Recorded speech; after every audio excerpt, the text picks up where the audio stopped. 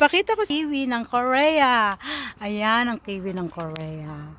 Ano nga yung kiwi sa English? Kiwi din? Kiwi din. Oh, kasi hindi kasi ko alam yung kiwi. Kaya kiwi din siya pala. Ayan, kiwi. Kiwi, kiwi. Tapos, meron din ditong pakita ko sa inyo ang mga halaman. May mga ampalaya. Pagkatapos, may talong. Ayan ang talong. Ito, talong yan. Tsaka, sile, kamatis. Yan, talong, kamatis, kamote na talbos, na dahon. Hi, as! Tapos merong apples. Yan.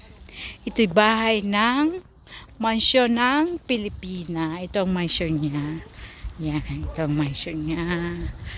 Ayan, bumisita kami sa mansyon niya. Ayun ang may-ari.